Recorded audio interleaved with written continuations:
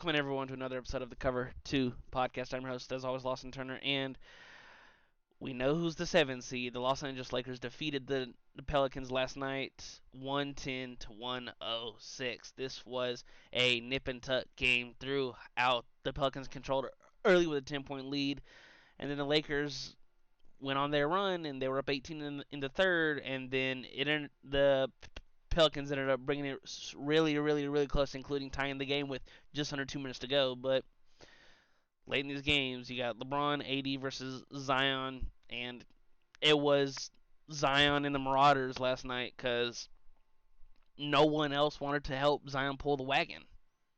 Zion had 40 points, 11 rebounds, and 5 assists. Shot the ball. He shot the ball efficiently with the volume that he shot, 17 to 27, 6 for 9 from the free throw line, not from three. He was 0 for 1 from three. Now, I think that this was the game that I wanted. For the past 5 years, when Zion's been healthy, we're like, dude, you're a walking mismatch. Not height wise, because you're undersized for your position, but weight and mass wise, there's no one that can stick you. No one. And we saw Zion. This was Zion. If anyone wants to say there's a moment in a star or superstar's career in which they have a coming out party, this is it. Zion was fantastic.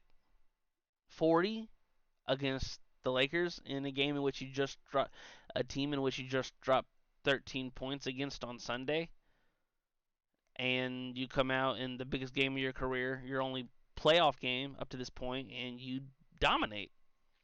Now your team doesn't win, but your season's not over yet. You're going to play the Sacramento Kings Friday night, but Zion left the game late with what's being reported with hamstring soreness. He's going to have an MRI today to see how bad it is. But to rotate to the Lakers side, LeBron played.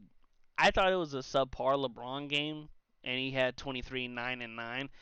The reason why it was subpar, he wasn't efficient. 6 of 20, 1 for 5 from 3. Did make all 10 of his free throws, though, which is. We all know this. LeBron, over the course of his career, he's been a up and down free throw shooter when it comes to getting them in volume.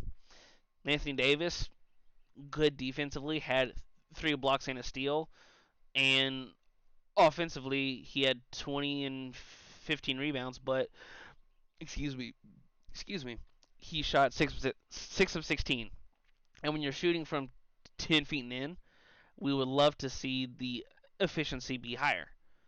But this is what AD's been throughout his career. He's been a stellar defensive player through and through, but his offense has been up and down. And we saw him drop 30 on this same Pelicans team on Sunday, and then he drops 20 now. The 15 rebounds, he had 6 offensive rebounds on the night, and when the game was nip and tuck in the fourth, he had 4 offensive rebounds in the fourth quarter. And 2 of them came within the last minute and a half to keep giving the Lakers more of a cushion because the Pelicans late, Jose Alvarado was taking over him and Zion. It seemed like every time Jose got in the lane, there was a dump off pass to Larry Nance or a alley oop to Zion or just a drop off pass to Zion in which Zion was jumping out the gym and dunking. But those 4 offensive rebounds in the fourth, those were outstanding. The Lakers were up 3 late, and the Pelicans could not buy a 3 to tie the game.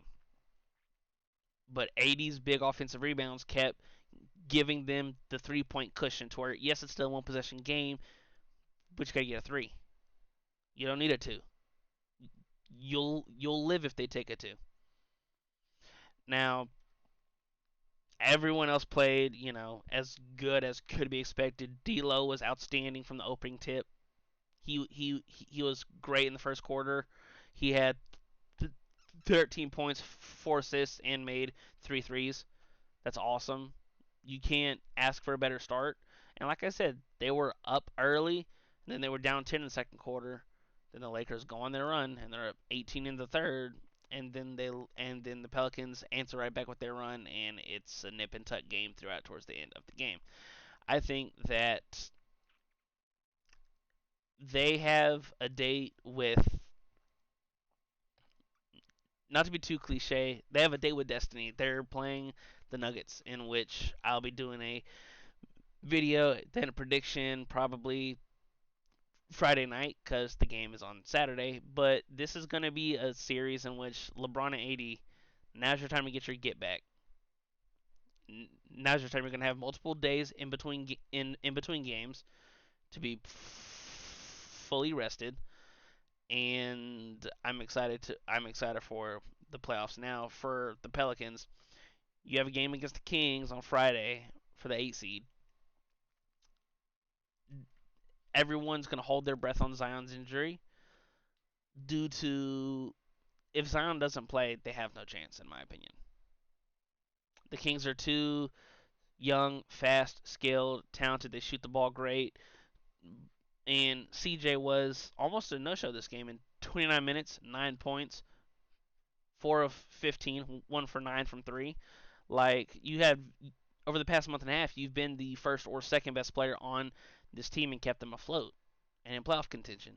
And Brandon Ingram, even though this is his second game back off his knee injury that kept him sidelined for 12 of the last 13 games, and the only game he played was game 82 against the Lakers on Sunday.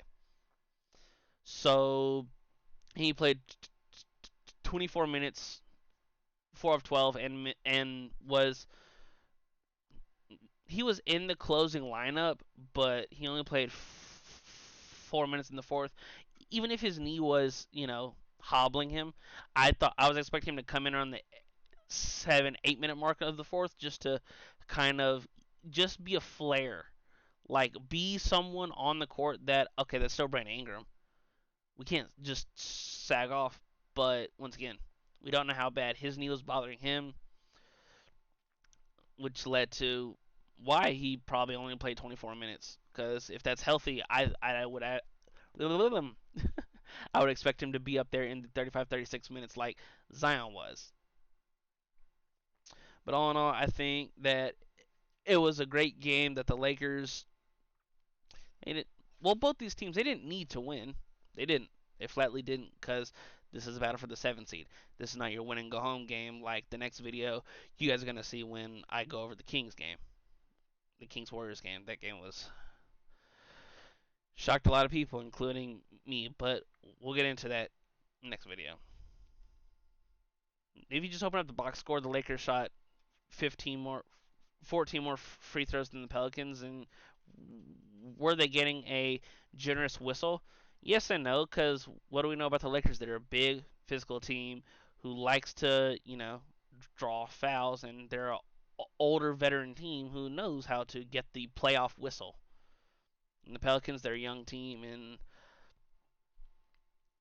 the sky is, I want to say the sky's the limit for this team, but the sky's the limit for Zion, because he showed me a lot in this game. Trying to take over and pull the wagon single handedly. I think that it was a. I cannot hammer this nail home hard enough. It was a great game for Zion. He showed me that, yeah, there is this superstar potential in him that we all assumed there was. We just wanted to see it. And he showed it. Now, if he plays on Friday night, who else is going to show up? Flatly. Who else is going to show up? That's the question I have for the Pelicans when it comes to the game they have on Friday night. Who else is going to show up? Now, for the Lakers, we'll dive on that later, because this is a good game for them to win, and now you've got your date with the Denver Nuggets starting Saturday night.